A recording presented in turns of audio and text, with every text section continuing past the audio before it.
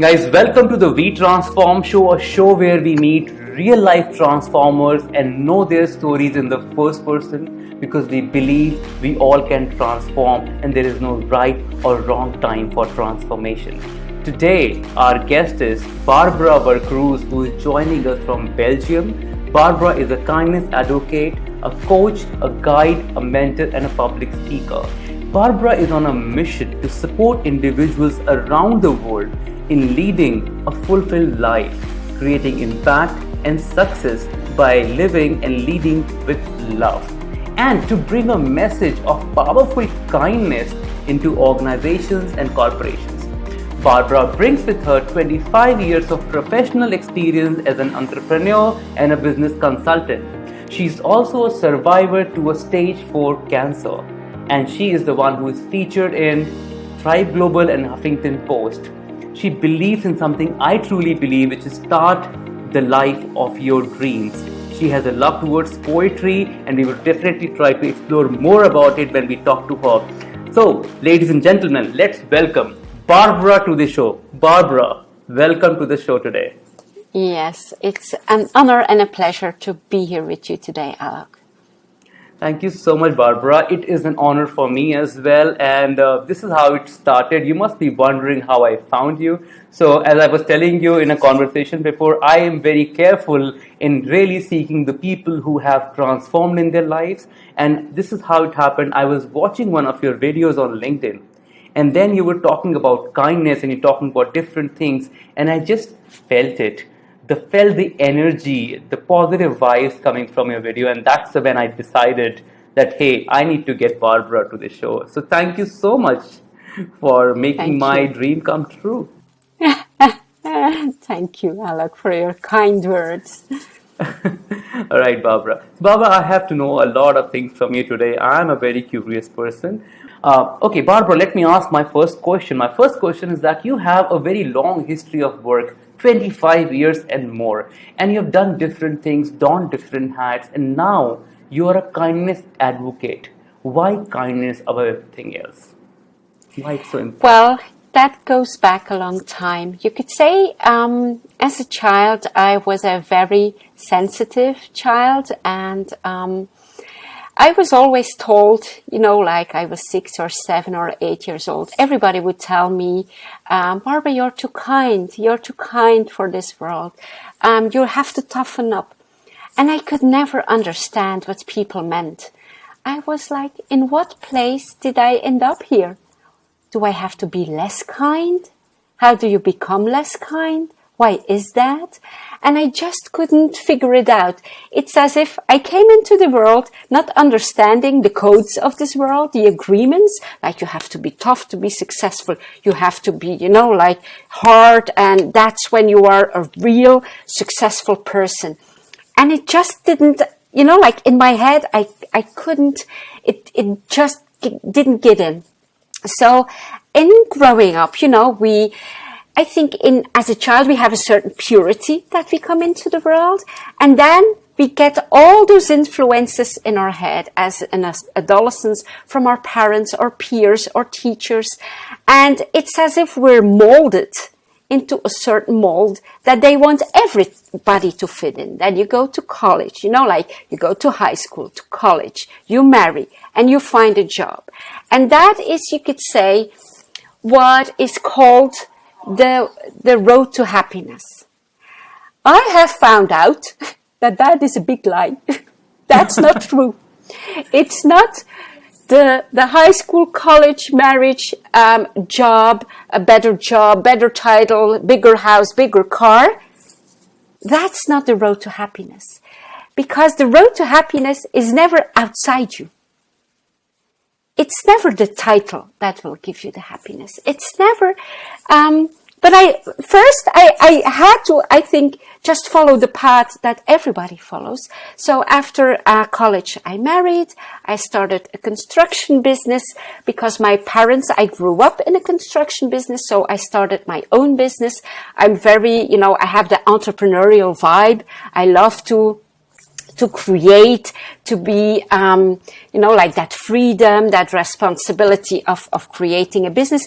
But it was really based on unconscious choices. I was following the path that I thought was expected from me. So I was being the good girl. Yeah. You have your degree, you married, you have the business. And then a huge crisis happened. At the age of 32, when I was running my business for 5 years. I was married for 5 years, and our third child just had been born 8 weeks before. So we had 3 children in 4 years. At the age of 32, so as a mom of 2 toddlers and a baby, I was diagnosed with a stage 4 skin cancer. I was practically told that I had 6 more months to live at 32 years old. So as you can imagine, that was a huge shock.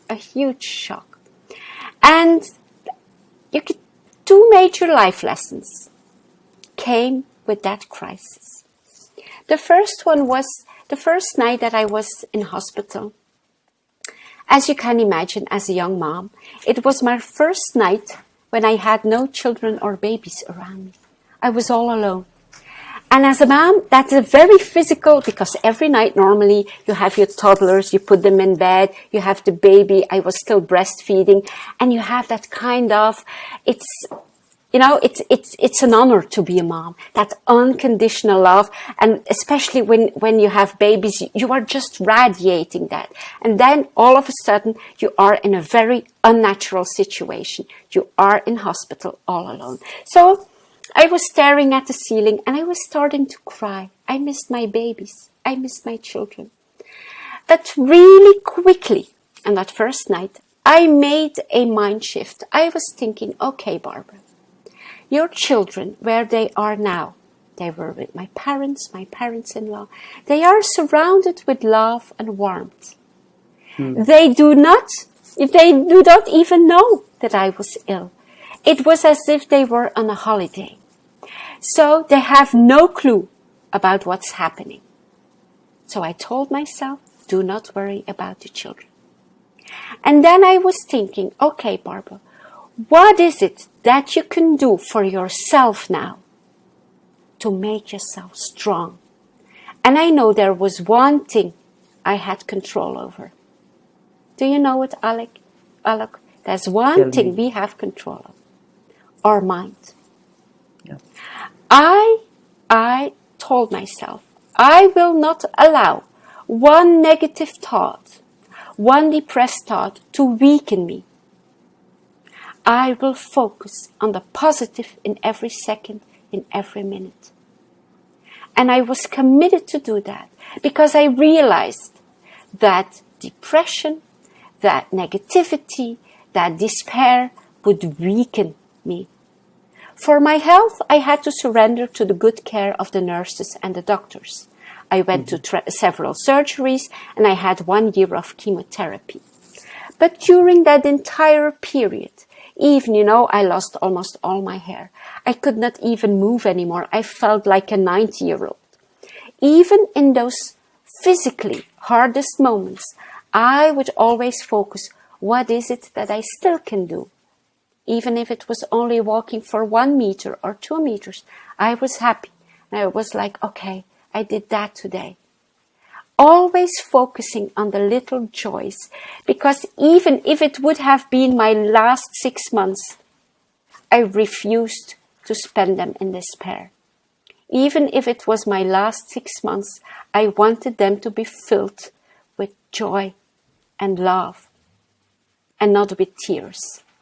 I even had to train the people around me. You can imagine my parents who had the age that I have now, my husband, everybody around me was crying. And I had to tell them, you cry outside this room. You do not cry when you are with me. This doesn't help me. If you come in here, you have a sunny disposition and you talk about the children, you talk about other people. I want to hear about life outside the hospital. And that is something that helped me hugely. It was to focus the entire time on the blessing that I still had.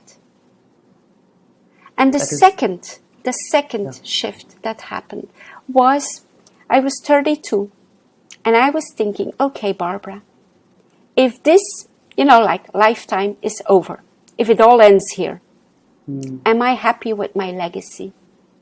And the answer was no. Absolutely not. Absolutely not.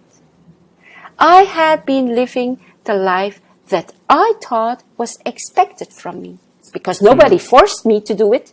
Nobody told me you have to.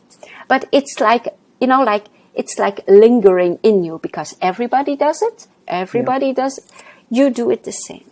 So then I told myself, okay, if I recover from this cancer, I will grab my second chance in life with both hands. Wow. And once, I fully recovered, I went back to my construction business. But I started a journey of self-discovery. I started reading psychological, spiritual, self-development books. I went to retreats, to conferences, and searched deep in my soul, where it was especially thinking, and I think you will agree, we are all born with a light in our being. And it's about sharing that light. And maybe for someone, sharing that light, it's in becoming a baker and baking, the best bread, the best cookies. He shares his light in that way. Maybe for someone else, it's teaching. He lights up when he starts to teach. Maybe someone else, it's numbers, and they become accountant, and they shine their light in being an accountant. So there's no hierarchy. The only thing that counts is shine your light. And I understood that shining my light for me was guiding people, listening to them, seeing that the obstacles that they were facing were mostly inside them, not outside them, and guiding them. Do you realize when you said the light within, I was smiling at that time? Yes. And there is a very strong reason behind it. And here is a secret a lot of people don't know. I'm on this mission to do this exploration and help others find that as well. Now, if you now go back to my LinkedIn profile, and if you see my profile code, there is a code. Yes. It says Alok in me.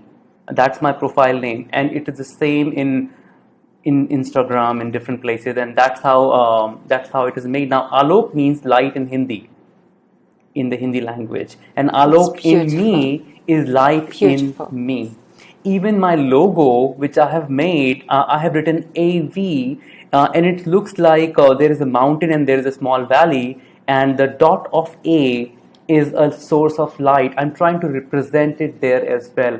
It is so close to my heart, Barbara. I know there is a light within, and I know that people can either explore it or find it or take guidance to find it. And it is so beautiful. Thanks for sharing that. And I'm so happy that we resonate the same energy, on the same vibration. Yes. I think it's something that for some reason we lost track of that. And for some reason we believed what is told to us. We believed more the outside world than we listened to our inner guidance. I was still running my construction business because I had a certain fear to let it go. But you know how life goes. Sometimes we get a nudge from the universe. And in 2016, still running my construction business, I was betrayed by two of my employees, and I ended up with huge financial losses, and I had to end the construction business. So it was a horrible experience, but it was you could say the universe telling me, Barbara, it's time for something new in your life. So, blessing in disguise. Blessing in disguise. And sometimes it's difficult to see it in the moment. But because all you see is you feel the pain, you see the horror. And one of the first nights, because we even And at a certain moment, the bank would call us and they would take our own private house. We had already sold the buildings from the company. And that was a very, you can imagine, stressful moment. Yeah. And I was in bed in the evening, staring at the ceiling. You could say talking to God and saying like, seriously, I survived the stage 4 cancer to end up here? So what is the lesson? That's what I was asking. What's the lesson? What is it that I cannot see? And I had a deep realization. And you could say it's not a voice that was speaking, but it's something like it just dawns on you. And you need a crisis to have that insight. And something was like speaking to me, saying, Barbara, whether you live in the big house with a beautiful car and the big company, or you live on the street, you are a worthy human being. And I was like, wow. Oh my God. I was attached to the company, the house, the cars, etc. So it's like a huge fear is going away. You're not fearful anymore to lose it all, because you know that it's in here. It's not about what it's outside you. And very soon I had already my, you could say, smaller coaching practice that I started even with the construction business. But then rapidly I got an opportunity to work with BMW. And in the beginning it was more like administration work. So you could say in the beginning it was work below my level. But I said yes, I swallowed my pride. First of all, I needed the money. And second of all, like it was a lesson for me.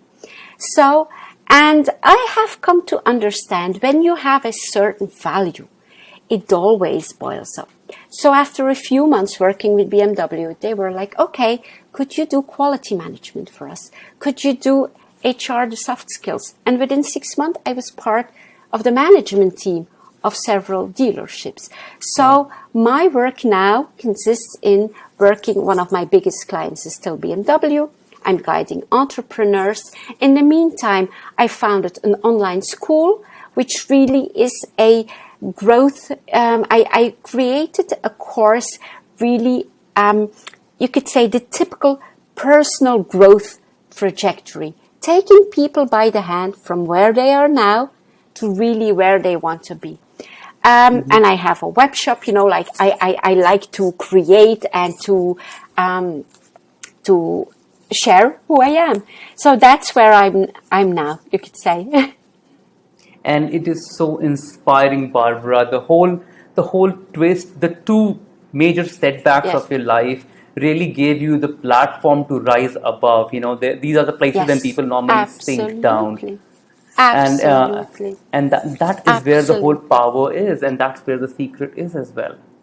Yes. So, and I won't say it's easy. It is not easy, and especially in the first shock and the first moment, you can feel the pain. But in that moment, you can always use the pain as your teacher. You can always look at it like, okay, what is happening right here? And detach. Because our ego always wants to run towards pleasure. Away from pain, towards pleasure and comfort. Sometimes you could say, compare our life with, we are in a boat and life is the sea. We are steering our boat. Most people, they only want calm sea and they want to be relaxed at their steering wheel. And most of them are like, oh my God, I'm afraid of the storm. I don't want a storm. And they're like hiding from life in their comfort, just out of fear. But what we don't realize is once we face the storm, we really learn how to be a good captain. We really learn how to deal with the storms. So it is exactly the storms which teaches us to be a better captain. And as a human, you could say to grow as a human being. So every challenge is an opportunity for growth. It is. And Barbara, you know what? When you were telling me about that two employees betrayed you, I was just thinking, did Barbara knew what has happened with me, and why is it happening that your story is going like a parallel to what has? So, okay, Barbara, here is the secret. Now, another another thing. I was for a long time in my life pursuing, not pursuing anything, rather but just going with the flow. Whatever life has given me, I was just doing it. I was in a job because I just have to, I have to bring food on the table. That is how it was. And then I took a break. I opened up a business. It was a startup thing, and I was kind of trying to explore various things. And after 2 to 3 years of work, two of my partners betrayed me.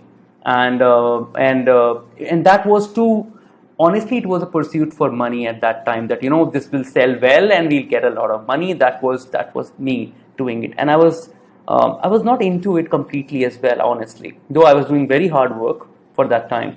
But then that shock, first of all, we are not ready for all these things, and we are not prepared to handle that. And I was angry, honestly. I was angry for a long time. I can say 6 7 months or maybe 8 months. And you know what? This anger, what it did to me, it did nothing to them. They flew the Yes, country or whatever happened. What it did that's to true. me, I grew diabetic. I had diabetes. I gained weight, and I don't know, many things. I was just not well. And that's when I met a friend who was also in healing, and he helped me heal that. He helped me forgive them and just move on. Don't worry about it. I actually picked up the phone and called one of them and said, you know what? And the moment I called him, he was surprised. He said, I would pay your money back. I said, it's okay. Even if you don't pay back, that's fine. I'll manage it somehow. But I forgive you. I don't want it back. He was shocked. I put down the phone, and Barbara, I was so relaxed. I I did a I took a long breath, and I released it all. And that is when I came back to do what I'm really passionate about facilitation, about coaching, about mentoring people. And it's a great place to be. I think it's a crisis which brings you there sometimes.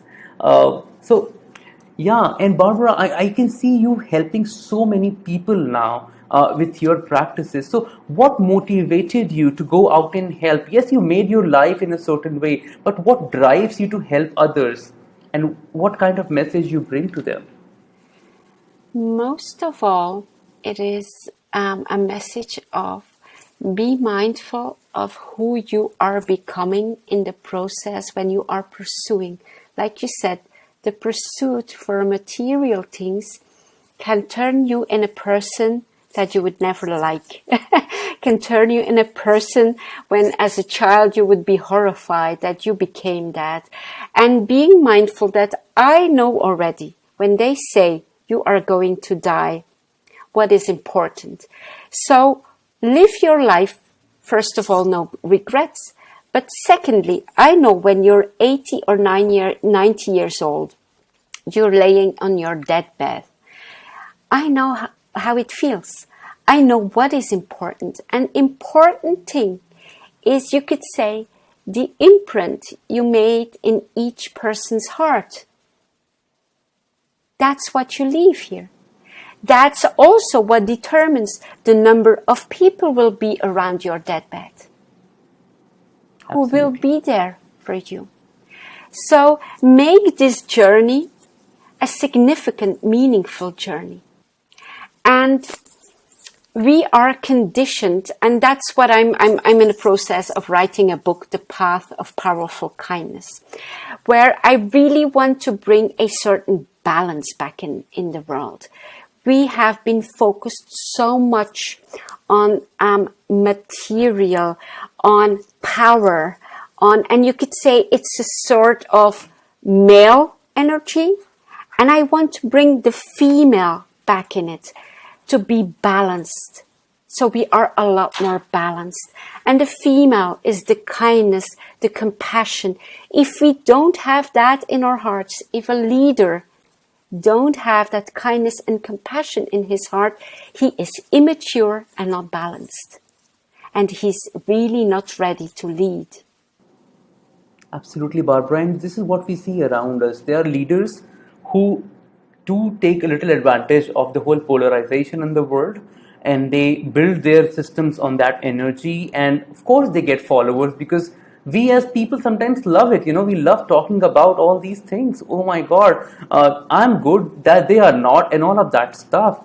The whole polarization thing. And unfortunately, this is not the way we should lead. Unfortunately, it's just opposite of what you're saying. And yes, if there are and then leaders should follow this. They should definitely build something upon Well, this. I really want to make a mind shift for two things. First, kindness is not weakness. Really show the strength of a kind and powerful leader. There are examples. We had Gandhi. We had Martin Luther King. We had Nelson Mandela. Those are the people which should be our inspiration. And for me, as a child, when I heard the first time, I was raised Christian. And you have the story where Jesus tells you, if someone slaps you on the right cheek, turn the other cheek. And when I heard that, I was like, oh yes, that's me. And many people would say, oh, you're a doormat. No, you are not. Because the one who is slapping is the weak one. He is eaten by his anger and his aggression. The one who is standing in his power, it doesn't even attain him to be slapped because he's more powerful and balanced. And bring that message in the world. If you calm, centered and balanced with a huge heart full of compassion, because the one who is slapping you is like an angry toddler, you could say, who has not learned to master his emotions, who has not learned yet. And bringing that, as you could say, a more mature model for leadership, for a way of being. Then I would be happy, like at the end of my life, I would be a fulfilled woman if I could bring that message into the world. I guess the next campaign should be Barbara for president. We need you there. Well, I'll start with the book. And it's quite, I have to say, a challenge with a fully packed schedule, mom of 3, to write the book. But I'm doing, getting up early. It's really to find those moments when you're fully aligned and you feel like you could say the divine speaking through you, and then writing. It's a very pure place to start writing. Yes. So I have not writing a book, but I write my journal. I have just acquired this new skill, and I do it in the morning whenever I get up. I'm not a very disciplined kid when it comes to getting up on. There are days that I get up at 5 o'clock or 5:30, and I'm so happy. And then there are days I get up at 8 o'clock. So this is me confessing it.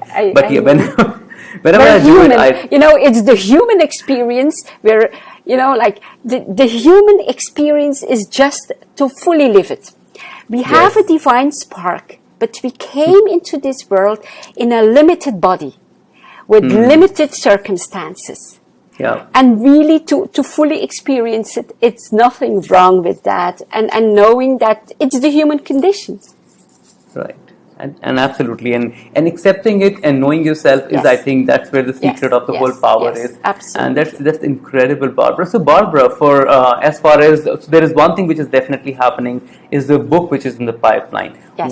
What else is coming up next? What are you doing? What are you working on? Well, as part of the book, there will be a public talk, which will be called The Path of Powerful Kindness. And in autumn, I'm invited to talk at Harvard by an organization called Blue Talks. And they want me to bring that talk there. So I will be, and certainly when the book is out, I really want to bring this message also as a public speaking to really inspire people when they hear it, when they just it's like you say, it's in what you embody, in who you are, and having that connection and feeling that energy, like whoa, choosing kindness is really feeling so much lighter in my life, is feeling so much better. So giving that message. Wow, this is beautiful. And Barbara, I was watching you sharing poems one day. Yes. Would you I'm like to reading. share something towards the end of our show? I'm done with my questions. I'm an avid reader. I read 50 to 60 books a year. I also listen a lot of audiobooks. And I have a few poets, and I even have the Indian Tagore, but his first name is too long for me to... Rabindranath Yes. Tagore. Yes. I have Hafiz, Rumi. It's those people where you feel the depth. You just read the words and you feel you're just entering like a new world. Yes. But you need to slow down. You have to get out of your monkey mind who always wants to do. Barbara, do this, and you still have to check that and check that email, and you have your laundry there and do that. So getting out of that and just slowing down and reading a few lines, it can fully open your being. And for me, it's magic. And I love to, every Sunday I share a book excerpt on LinkedIn. And it's purely because I'm so passionate about reading and about the space and the oxygen that reading can bring into your life. Would you like to share some lines from a poem which you really love? I think what I shared last week from Hafiz is one of my favorites. It says, I wish that in those darkest hours, you could see the astonishing light of your being. And it's that realization that there is a loving awareness. And some people call it God, some people call it the universe, other people call it, but feeling that in a pure vibration, like I'm fully loved, supported. My light is always seen, even if I don't see it. It's so powerful. It's like believing in you when nobody else is believing you as well. It's that there you is that who's presence. so pure. There is that presence which always believes in you, always. And once you can experience that and feel that, it's like, whoa. It's like your entire way in how you look at the world. I have had that in moments of deep despair. Let's say I was driving the car in difficult moments, and I would look outside like, God, where are you now? And I would see the light between the leaves of the trees, and I would hear, I am here, I am here, I am here. So many times we're looking, like much too far, because it's in us, it's present wherever you're looking. It is, and there's a concept in Sanskrit which says aham brahmasmi, which says don't look outside, the universe is within you, and look inside. So yes. It is it's so true, so relevant, and so important for people to know. Barbara, it was a fantastic conversation, and it was enlightening in true sense of what you have brought to the show today. Thank you so much for sharing. Thank you so much for joining. Thanks a lot. Yes, thank you.